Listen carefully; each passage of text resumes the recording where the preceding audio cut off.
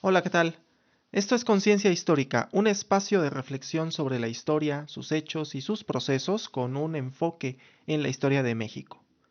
En este podcast vamos a hablar de una de las artimañas más frecuentes en el uso de la historia, que es su falsificación, y los peligros que ésta puede representar para la divulgación histórica. Por principio de cuentas, vamos a decir que la falsificación de la historia sucede cuando se exponen hechos falsos o inexactos para hacerlos pasar como hechos históricos verdaderos. Además, se presenta cuando se usan hechos reales, pero se tergiversa alguna de sus partes, cronología o alcances para darles una interpretación distinta. Como ya dijimos en el episodio anterior, reinterpretar los hechos históricos no es una falsificación. De hecho, es parte del quehacer histórico. Pero cuando esta reinterpretación se hace basada en hechos falsos o bien en la tergiversación de hechos verídicos y su mezcla con falsedades o la deliberada intención de negar ciertos hechos históricos, estamos ante una falsificación de la historia. Si nos ponemos a pensar, la historia es relativamente fácil de falsificar, sobre todo si los hechos de los que se pretende hablar no fueron vividos por las personas del presente. Si hablamos, por ejemplo, de hechos ocurridos hace 3 o 400 años, ninguna de las personas que viven en la actualidad vivieron esos hechos. Los historiadores construyen el relato histórico sobre la base de fuentes. ¿Qué son las fuentes en primer lugar? Pues bien, son aquellos elementos no necesariamente documentales de los que se puede obtener información. En la historia encontramos fuentes de todo tipo, desde los documentos y las obras hasta construcciones, obras de arte, relatos orales, testimonios, en fin, el cielo es el límite cuando hablamos de fuentes. La labor del historiador está en encontrar esas fuentes y confrontarlas. Hacer un trabajo de caracterización y de crítica de fuentes para lograr entender cuál es el alcance de cada una, si son creíbles y cuál es el contexto de su creación. Es una labor a la que hay que dedicar mucho trabajo de intelección. Si alguna de estas fuentes fuera falsa, el historiador debe aprender a distinguir esa falsedad. De forma que estamos, por decirlo así, entrenados para dudar de todas las fuentes que se nos presentan. Sobre esa base es que construimos el relato histórico. Voy a comenzar con un ejemplo que se enseña desde los primeros semestres de la carrera de historia como parte de la crítica de fuentes. La donación de Constantino y su refutación por Lorenzo Valla en el siglo XV. Pues bien, la Iglesia Católica había basado mucho de su poder durante la Edad Media en la donación de Constantino, en la que se donaba al Papa Silvestre los territorios de los estados pontificios y se le daba autoridad política en todos los territorios del entonces Imperio Romano. Esto habría sucedido en el siglo IV de nuestra era, o al menos eso es lo que se suponía. El documento fue utilizado por múltiples sucesores de San Pedro y su aparición más antigua data del siglo IX, en una comunicación del Papa Adriano a Carlomagno. La donación sirvió de base para que el papado requiriera a los patriarcas de otras sedes apostólicas que reconocieran a Roma como la sede principal de la Iglesia y para que los gobernantes de los nacientes reinos europeos se sometieran a la autoridad del Papa. En el siglo XIV, el humanista romano Lorenzo Valla refutó el contenido de este documento. Valiéndose de un análisis lingüístico y contextual, determinó que muchas de las locuciones del documento no correspondían con las que se utilizaban en tiempos de Constantino, sino que databan de mucho tiempo después. Además, argumentó que la donación no había sido pública sino hasta al menos 5 siglos después de su presunta elaboración. Además, decía Valla, que una donación de tal envergadura no podría haber sido secreta, sino que habrían existido otros testigos, tanto personas como monumentos, de tal acontecimiento. Esta es, tal vez, el ejemplo más notable de falsificación de la historia en donde se creó un documento y se utilizó como recurso histórico y jurídico para crear una versión que no concuerda con la realidad. Y es que es claro que fue en los tiempos del emperador Constantino y del Papa Silvestre en los que en el Imperio Romano se legalizó el cristianismo. Pero hoy también es claro para nosotros que la donación es una falsificación. Ahora bien, esta historia que acabo de contar puede parecer lejana, incluso digna de una anécdota de sobremesa. Pero tenemos que entender que el fenómeno de la falsificación histórica no se presenta únicamente en hechos aislados, sino que sucede de manera puntual día con día. Se me viene a la mente el discurso que en enero de este año daba Javier Milei en el Foro Económico Mundial de Davos, Suiza. Quiero puntualizar respecto a la reciente disputa que sostuvo el presidente de Argentina con el presidente de México, que este podcast no se referirá a esta discusión y que la crítica que haré al discurso de Milei no tiene absolutamente nada que ver con los comentarios que recientemente hizo Andrés Manuel López Obrador, presidente de México, y al que también podríamos achacarle algo de falsificación histórica en sus discursos. Pues bien, al margen de las posturas económicas de Javier Milei, bastante criticables desde mi punto de vista, pero este no es un podcast económico, sino de historia, podemos criticar aspectos históricos de su discurso en el que hacía una comparativa de indicadores macroeconómicos como el Producto Interno Bruto, el crecimiento económico, la pobreza, desde el año 0 hasta 1880. Si comenzamos por decir que en la cuenta histórica del calendario gregoriano, que es el que usamos nosotros, no existe el año 0, sino que el año 1 antes de Cristo fue sucedido inmediatamente por el año 1 después de Cristo, nos damos cuenta del primer error, pero que es peccata minuta respecto a lo que viene a continuación. Porque los indicadores macroeconómicos como el Producto Interno Bruto, el PIB per cápita, el crecimiento económico, entre otros, no existían en los periodos a que se refiere. Es decir, que no existe un anuario estadístico del año 1 de nuestra era ni de los subsiguientes, simple y sencillamente porque muchos de los documentos de esa época no existen en la actualidad.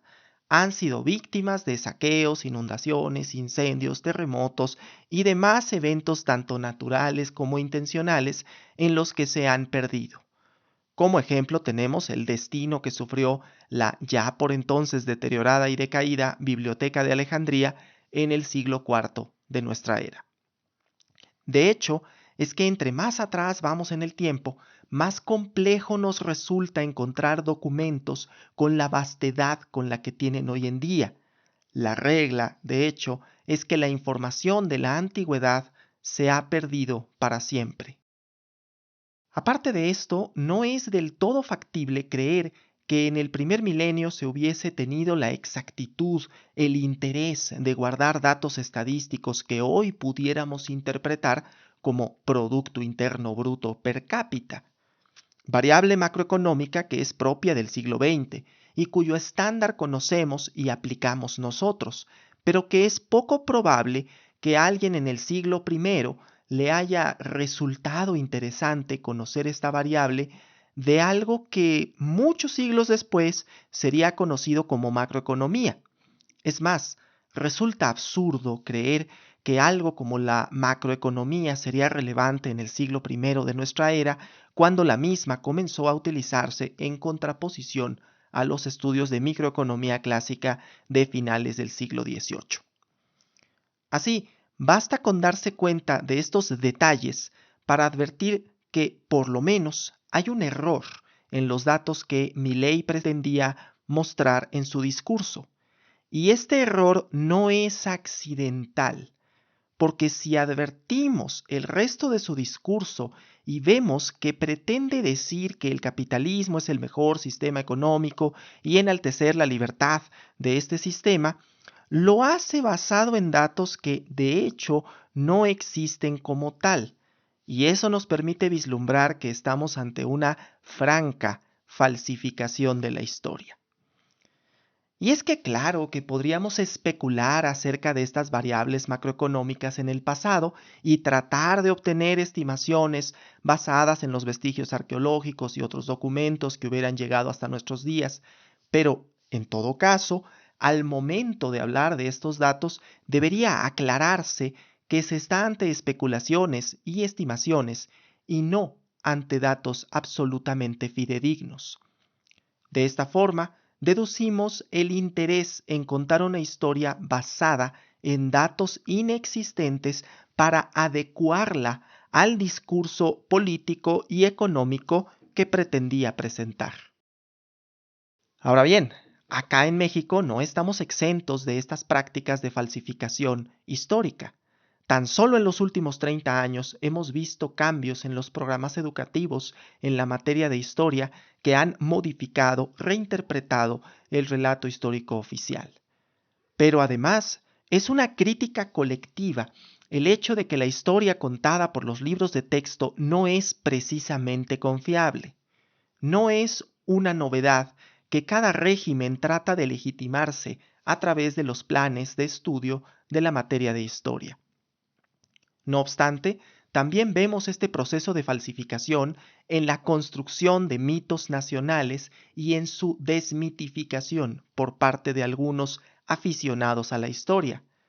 Es curioso el alcance que tienen las cuentas de aficionados a la historia que pretenden desmitificar ciertos hechos, pero que caen en la tergiversación e incluso en la falsificación de la historia.